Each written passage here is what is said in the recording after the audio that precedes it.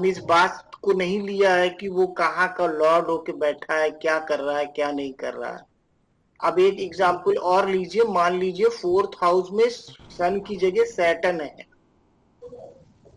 इसी चार्ट में सन की जगह सैटर्न है। मून की जगह या सन? हाँ, मून की जगह सैटर्न है। आप म्यूट कर लीजिए। संगीता मैम है कि गई? शर्मिला जी आप अनम्यूट कर लीजिए। हाँ सर। अब देखिए इसमें 5 नंबर की राशि में सैटर्न बैठा हुआ है। मून की जगह सैटर्न ना? के सबसे पहले ये बताइए, सैटर्न के कारक तत्व कौन कौन से होते हैं? सैटर्न का hard working, discipline. Hard working होता है और डिसिप्लिन होता है वो, और हर चीज उसको डिले से मिलेगी। ठीक है, डिले हो गया, हार्डवर्क हो गया, डिसिप्लिन हो गया। हाँ जी। ठीक है। अब 4th हाउस में सैटर्न है सन की राशि में। हाँ जी। कोशिश करिए एक बार। आ, इनको अपने अपने घर में बहुत हार्ड वर्क करना पड़ेगा, और घर के प्रति बहुत डिसिप्लिन रहेंगी। ठीक है। अ, प्रोफेशन से कुछ लिंक करके देखिए, कुछ निकल रहा है? इस तरह से। हाउस के एट्रीब्यूट को भी थोड़ा सा पकड़िए। 4th हाउस हाँ में सैटर्न बैठा है, क्या बोल रहा है? सर, कंस्ट्रक्शन का है। सबसे पहले तो ये पार्ट देखिए प्रोफेशन इनका कहाँ से निकल के आ रहा है, कौन से घर से? फोर्थ से ना? तो इसका क्या प्रॉपर्टी, मतलब हो गया? प्रॉपर्टी हो गया ना सर, कंस्ट्रक्शन सैटर्न से जुड़े तो। 4th हाउस हमारा घर नहीं होता है? हाँ, तो क्या होगा तो आगे? घर से ही जो भी काम करेंगे वो घर से ही करेंगे। ये अपना प्रोफेशन अपने घर से भी कर सकता है व्यक्ति। ठीक है, सन की राशि में है तो इसके प्रोफेशन में गवर्नमेंट का इंटरफेरेंस भी होगा। हाँ। ठीक है, अगर ये सन की राशि में सैटर्न बैठा है यहाँ पे, अब जिसको आप लोग अलाइनमेंट अलाइनमेंट कहते हैं उसको समझ लीजिएगा। यहाँ पे सन की राशि में सैटर्न बैठा है, अगर इसने सन को यूज नहीं किया तो इसका प्रोफेशन, सन और सैटर्न आपस में एनिमी है, हाँ। तो इसका प्रोफेशन कभी भी सही नहीं चलेगा।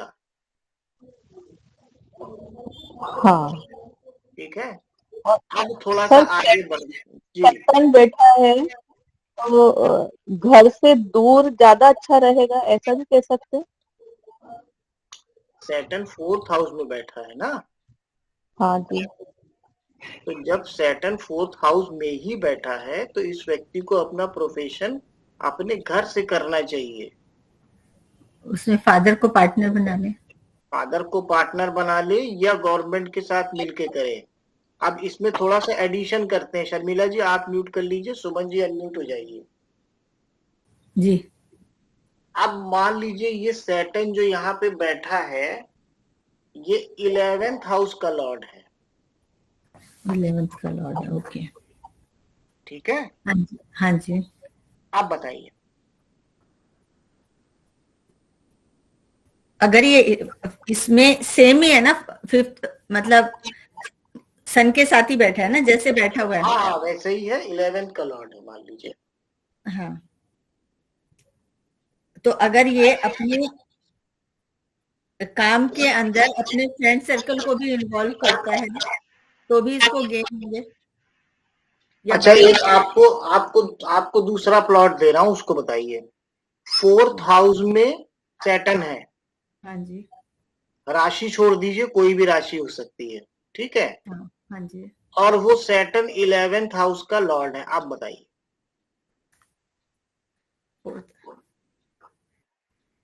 यहाँ पे एक बहुत इंपॉर्टेंट प्रिडिक्शन निकल के आएगा। में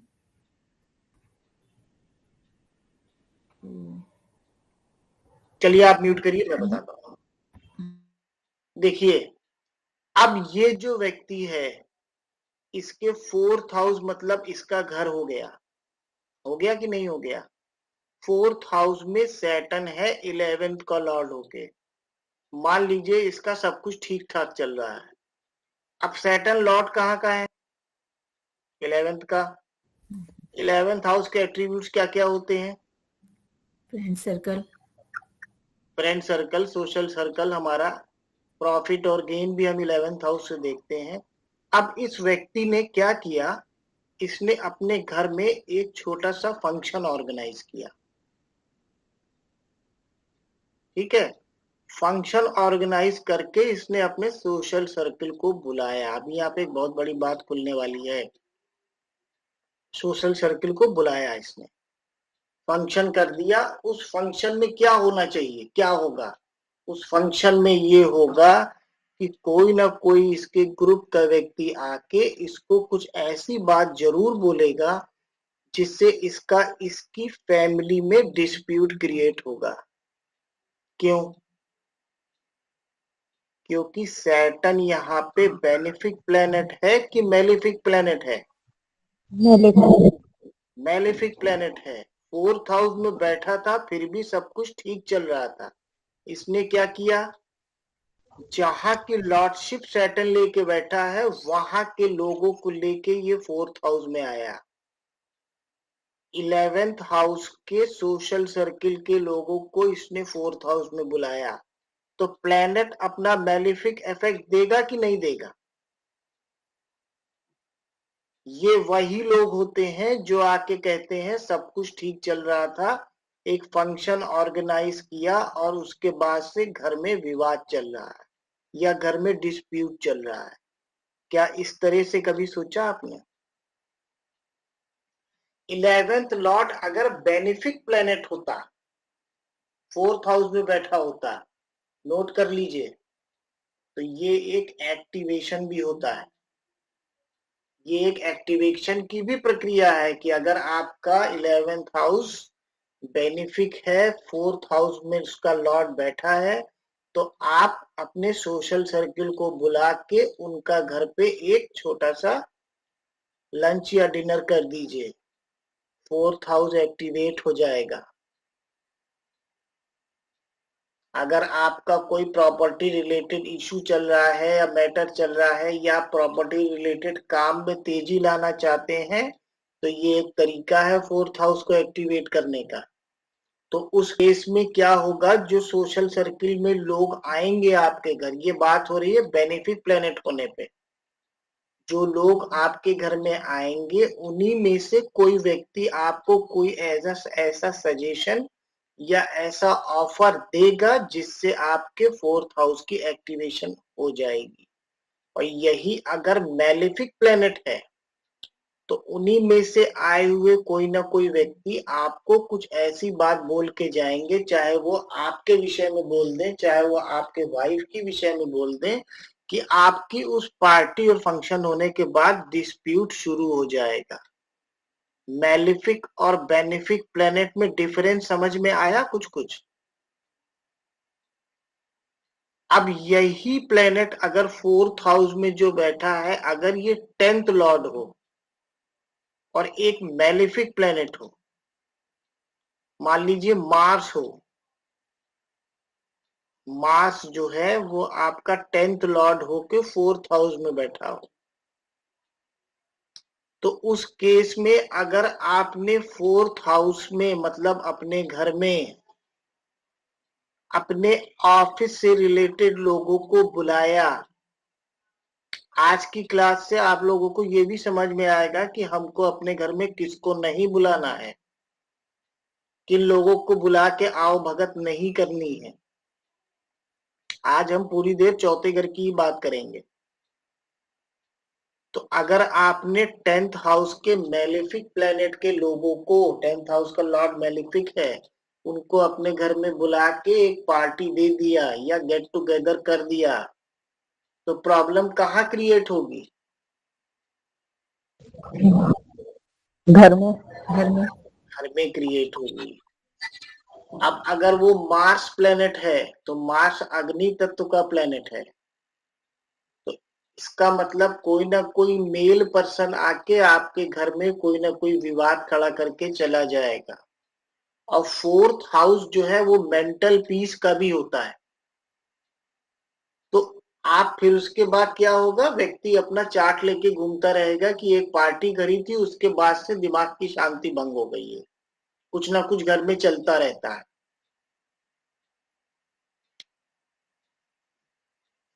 कुछ कुछ चीजें क्लियर हो रही है?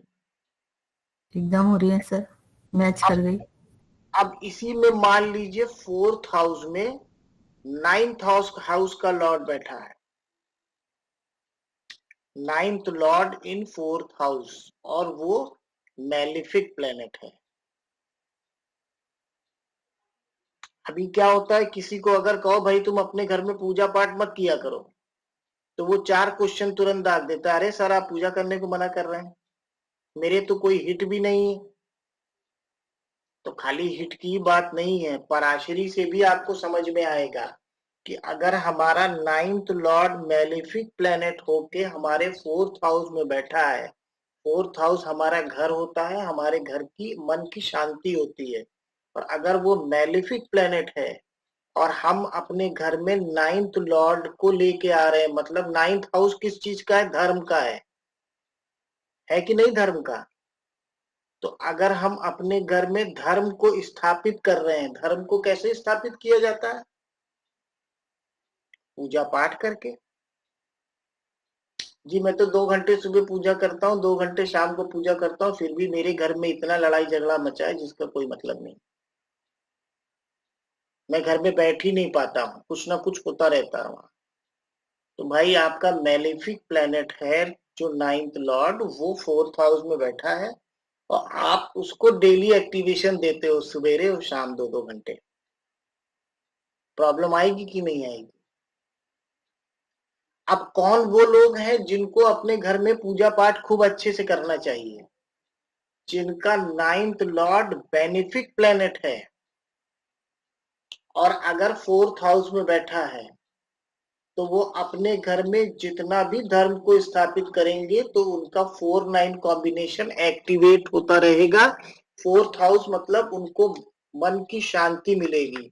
ऐसे भी आप लोगों के पास क्लाइंट आते होंगे जो कहते होंगे मैं आधा घंटा पूजा कर लेता हूँ ना, मेरा मन प्रसन्न हो जाता है, मैं अपनी सारी दिक्कत परेशानियां भूल जाता हूँ। चार्ट में देखा करिए नाइन्थ लॉर्ड कहाँ बैठा है, और बेनिफिक है कि मैलिफिक है।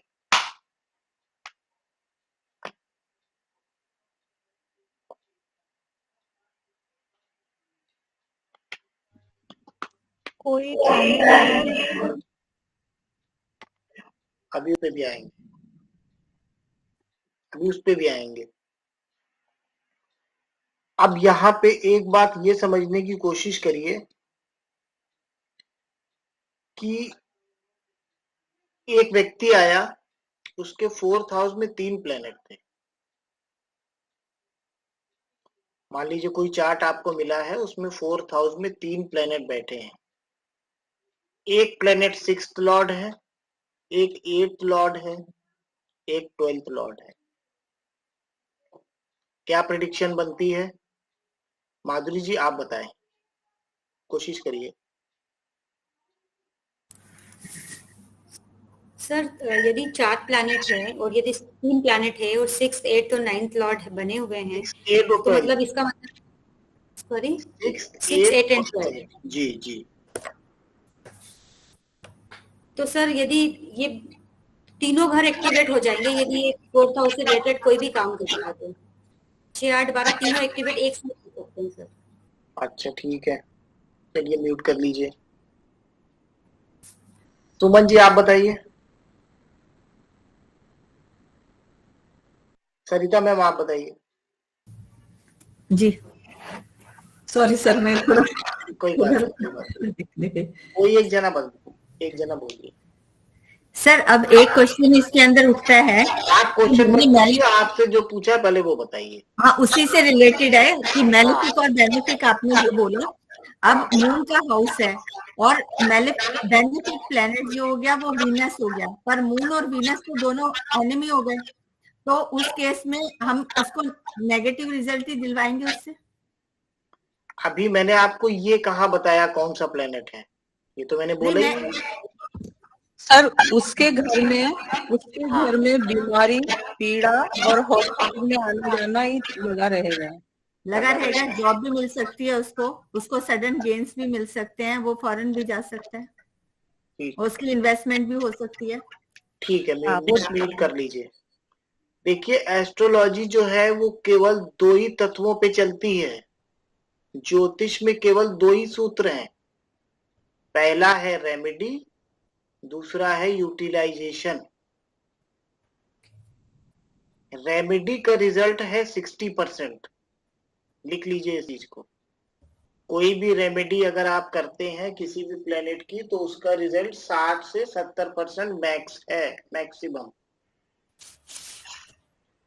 और अगर आप यूटिलाइजेशन कर लेते हैं प्लेनेट का तो वो आपको 1000% रिजल्ट देगा।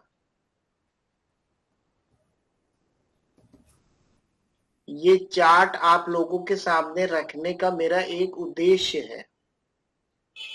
अब देखिए इसके 4th हाउस में 6th लॉर्ड बैठा है, 8th लॉर्ड बैठा है, 12th लॉर्ड बैठा है। तो अगर ये व्यक्ति 6, 8, 12 घरों के कारतत्व को यूज करना शुरू कर दे तो क्या इसको प्रॉब्लम आएगी? नहीं आएगी। कोई भी व्यक्ति अपने घर में 6, 8, 12 के कारतत्व को कैसे यूज कर सकता है?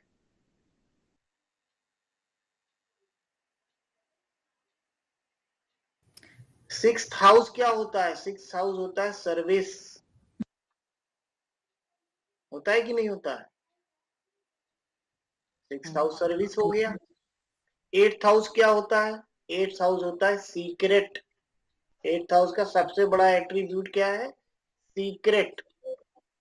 अगर आप सीक्रेट हैं तो आपका 8वां घर आपको दुख नहीं देगा। जिन लोगों की 8th हाउस की दशा भी चल रही है, अगर वो सीक्रेटिज्म को मेंटेन करके वर्क कर रहे हैं तो उनसे पूछ लीजिए, उनको पीड़ा नहीं होगी।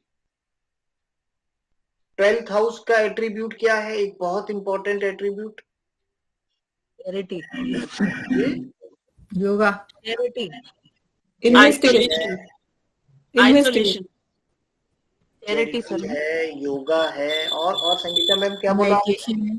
आइसोलेशन, आइसोलेशन है, इन्वेस्टिगेशन, इन्वेस्टिगेशन है, सही बात है, इन्वेस्टमेंट भी है, इन्वेस्टमेंट भी है।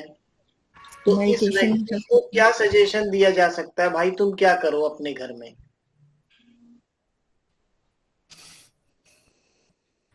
लोगों को चुपचाप योगा सिखाओ। बोल सकते हैं कि नहीं बोल सकते? छोटा सा इतना काम है। अब वो योगा किसको सिखाएगा अपने घर में? अपने ही घर के किसी मेंबर को अगर वो योगा सिखाने लगे तो भी उसका 6, 8, 12 यूज हो गया, घर में तुरंत शांति आ जाएगी। नहीं तो घर में बहुत अशांति मिलेगी, बहुत सी प्रॉब्लम मिलेंगी, बहुत खर्चे हो रहे होंगे। भाई 12th हाउस आ गया ना तो खर्चे भी बड़े होंगे उसके। 8th हाउस आ गया, प्रॉब्लम भी चल रही होगी। और 6th हाउस क्या करता है इन सब चीजों को? अगर ये नहीं कर सकता तो घर से दूर जाके चुपचाप सेवा दे सकता है। अरे क्यों घर से भेजे दे रही भाई उसको? सर जब शांति नहीं होगी तो वो योगा भी नहीं करेगा। बंदा इतनी प्रॉब्लम में है, आपको चार्ट बोल रहा है 6, 8, 12 के एट्रीब्यूट्स उसको परेशान कर रहे हैं, उसके घर में इतनी दिक्कत चल रही है, वो कहेगा वहां सब मरे जा रहे हैं, इतना झगड़ा चल रहा है, आप कहीं जाओ घर से। तो सजेशन भी जो देना है सामने वालों को वो इसी हिसाब से देना कि वो फॉलो तो कर पाए। जब उसके घर में शांति आ जाएगी तो कुछ और भी उसको जो है सोल्यूशन प्रोवाइड कर दिया जाएगा। सर वो सिखाए ना खुद योगा करे तो सिखाएगा तो पहले खुद करना पड़ेगा ना उसको, तो 12th हाउस तो उसका शांत हो जाएगा ना। होगा कि नहीं होगा? सिखाने के लिए सीखना भी तो पड़ेगा उसको। नहीं, अगर आता भी है, जैसे पहले से कर ही रहा है तो करता रहे। भाई देखिए हाँ आता है तो कर ही रहा होगा। देखिए सबसे जो इम्पोर्टेंट और सबसे ज्यादा दिक्कत देने वाले घर है वो 8-12 है कि नहीं है? जी। तो अगर वो चुपचाप सीक्रेटली योगा सीख ले जाके 70% प्रॉब्लम सॉल्व हो जाएगी कि नहीं? 12th हाउस योगा हो गया, 8th हाउस सीक्रेट तरीके से काम करना हो गया। हुआ कि नहीं हुआ?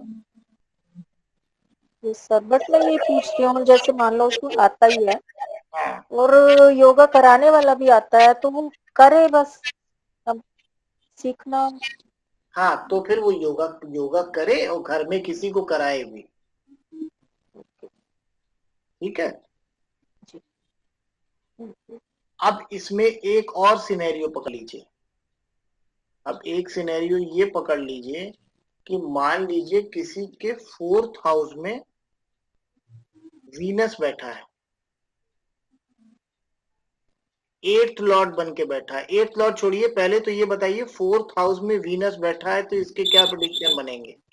कहाँ गई सुमन जी? अभी बड़ा वीनस के लिए बोल रही थी। हाँ, तो मैंने वही तो पूछा। पहले तो मून के हाउस में वीनस हो गया, तो मून वीनस तो वैसे ही नहीं बनने देगा। एक चीज तो यही हो गई। और दूसरा, अगर वो मान लीजिए यहाँ पे वीनस तुला राशि का बैठा है, आप बताइए। यहाँ पे वीनस तुला राशि का बैठा है। हाँ, तो भी बैठा तो मून के हाउस में ही है ना। ठीक है, क्या हो गया? तो मून के हाउस में है तो घर में शांति नहीं रहेगी। अगर मदर इन लॉ घर में है तो दिक्कत देगी, और अगर नहीं है तो फिर वो लेडी जो है वो थोड़ा घूमती फिरती रहेगी और पैसे भी खर्चा करेगी। म्यूट कर लीजिए संगीता मैम, आप बताइए, आप कोशिश करिए। सर घर में लग्जरी गाड़ी होगी। सुनिए सुमन जी, और घर भी अच्छा खासा सुंदर होगा सर। सही बात है, बिल्कुल ठीक बात है। और मतलब उस बंदे की जो एजुकेशन है उसमें भी वीनस का कोई रोल होगा। ये भी ठीक है। वो बंदा अपने घर से वेल्दी होगा।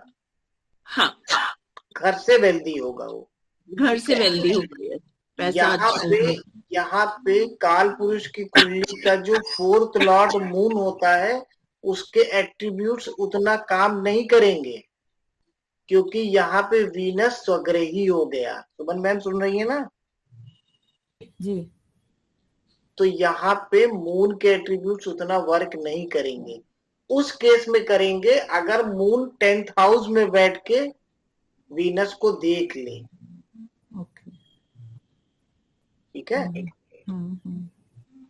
और अगर यही वीनस 9th लॉर्ड होता तो ये घर में पूजा करा सकता था। अभी आ रहे हैं, उस पे आ रहे हैं। अभी वीनस को लॉर्डशिप दे रहे हैं, उसको समझ लीजिए। अब मान लीजिए ये जो वीनस तुला राशि का बैठ गया, तुला राशि का वीनस बैठ गया 4th हाउस में, तो कौन से नंबर का लगन हो गया इसका? कर्क नंबर। तो इसका कर्क लगन हो गया। तो अब यहाँ पे जब हम इस चार्ट को एनालाइज करेंगे तो सबसे बड़ी बात जो देखने वाली यहाँ पे ये है, अब आप लोगों को ये बता रहा हूं कि चार्ट एनालिसिस में कहाँ पे चूक हो जाती है। लग्न ही उसका कर्क का है, इसका मतलब क्या हुआ? ये व्यक्ति कैसा होगा? इमोशनल इंसान है ये। ठीक है ना, ये इमोशनल व्यक्ति है। और 4th हाउस में वीनस आ गया, और वो भी तुला राशि का वीनस आ गया। तो ये क्या बोल रहा है? इसके इमोशंस कहाँ से जुड़े होंगे? पैसे। कहाँ से? पैसे, घर से ना, घर से इमोशन घर से अपने जुड़े होंगे। ठीक। अब जो मून की लॉर्डशिप है, आगे का सारा खेल वो क्लियर करेगी कि जो लग्न लॉर्ड है वो कहाँ बैठा है। ठीक है ना। तो हम तो यहाँ पे 4th हाउस की बात कर रहे हैं ना। तो अब 4th हाउस में जो वीनस बैठा है वो मान लीजिए थर्ड हाउस की लॉर्डशिप लेके बैठा है, थर्ड हाउस की। आप डिकोड करिए इसको। हाउस मतलब वीनस थर्ड हाउस का लॉर्ड है जी, वीनस थर्ड हाउस का लॉर्ड है। हाँ थर्ड हाउस का लॉर्ड है, मान लीजिए।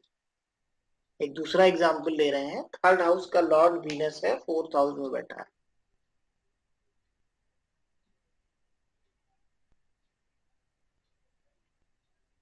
पहली बात तो यहाँ पे फिर वही आ गई जो संगीता मैम ने बताई थी कि वीनस इसको